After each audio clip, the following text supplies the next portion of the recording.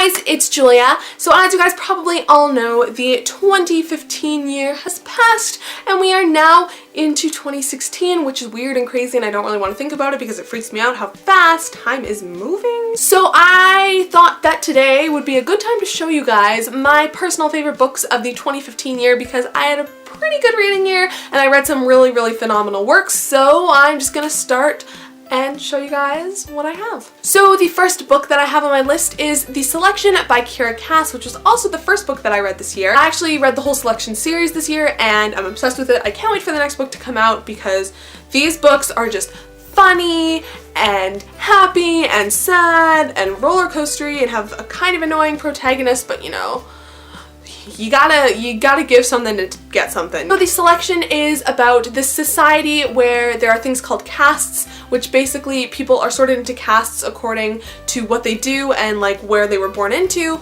Number 1 being the highest caste, which is like royalty, and number 8 being the lowest caste, which is the lowest of the low.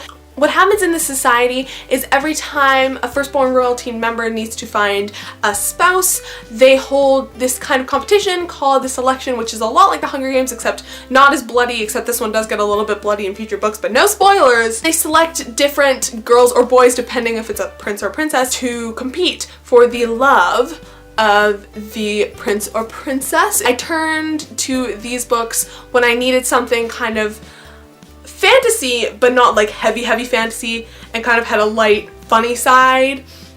This definitely fit the bill and I really enjoyed these. As I said before, the main character can be kind of annoying, but she gets better, I promise you, and eventually you notice her, but there's so much good in the book that you kind of just are like, okay, I can let this one slide. So definitely a fun, light fantasy read that I would 100% recommend. So my second favorite book of 2015 is Forgive Me by Leonard Peacock, which was actually the last book I read in 2015, which is funny because I didn't even realize that I just talked about the first book I read in 2015 and this is the last book I read in 2015. This book is about this boy who, on the day that this book takes place, is going to take his great-grandfather's Nazi gun, go to school, shoot his former best friend, and then after that, kill himself.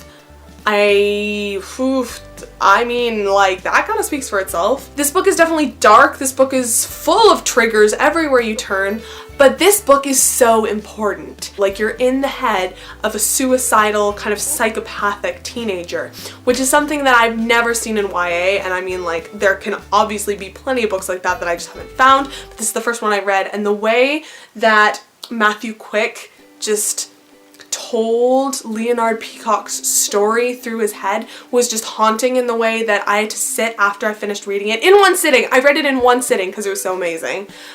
And just take a moment to process the book and what happened. This book just includes so many important topics to society today that I think it's super relevant now. It deserves so much more hype than it has. I mean, I haven't seen a whole lot about it. I don't know how big it is. Obviously, Silver Linings Playbook by Matthew Quick is a little bigger because it was turned into a movie, but this book is just kind of, it's affected me in the way that Perks of Being a Wallflower has. And that's something big for me just because Perks of Being a Wallflower is one of the books that has really changed my life, and I think this one's also impacted my life in that way and I totally didn't expect it. Definitely give it a read in 2016 if you haven't already. Definitely a recommend. Moving on to my next book, it is Every Last Word by Tamara Ireland Stone. This book got so hyped up this year on BookTube and on my channel, and I just went with the hype because I thought it was fantastic. I think the writing is phenomenal. I think it's just a really good storyline. Again, touching on topics that are relevant yet not spoken about very much in YA literature. This book is about a girl named Samantha McAllister who has purely obsessional OCD, but she kind of keeps it a secret. None of her friends know about it, nothing like that, until one day she meets this girl who takes her under her wing kind of, and then takes her to this poetry club, this secret poetry club at their school, and from there she kind of learns more about herself and expresses herself a little bit more, learns that she can be open with people and talk to other people, and it's just a beautiful book. The way it's written is amazing. There's a plot twist that knocks you off your feet. It's oh my god, deserves the hype that it's been getting this year. I would definitely, again, go give this a read. The next book that I have on my favorites from 2015 is Throne of Glass by Sarah J Maas, another book that I've definitely talked about on my channel this year. This book is fast-paced, amazing plot, amazing female, strong main character. I was obsessed with this book. I read this book so fast. Basically, this book is about this assassin who is in this prison camp, but then she gets pulled out of this prison camp to compete to be the king's main assassin. And oh my god, it's just so badass and so good. The fantasy world is just incredible. I love the way it's written. I love the way I can visualize everything in this story. And I haven't finished reading the series yet, even though I have the rest of the books that are out right now.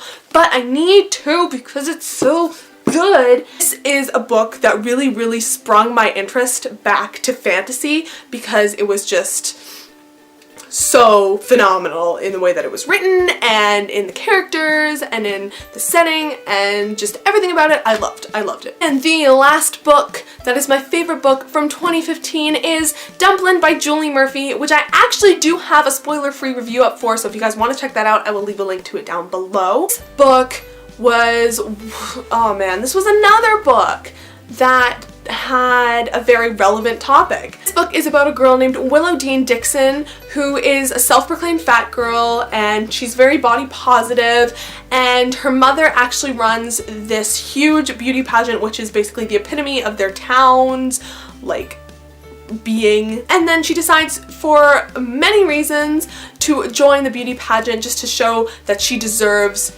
to be up on that stage. This book is full of body positivity. This book is so funny, so light, and this book made me happy to read. It was very relatable for me, which was really nice because books that I can relate to, obviously I can kind of create a world easier in my mind for, if that makes any sense, because it's easier to imagine if you can relate to it. Definitely pick this one up if you want a sweet contemporary read that will leave you feeling good in the end, because I really, really enjoyed this book. So those were my favorite books of the 2015 year.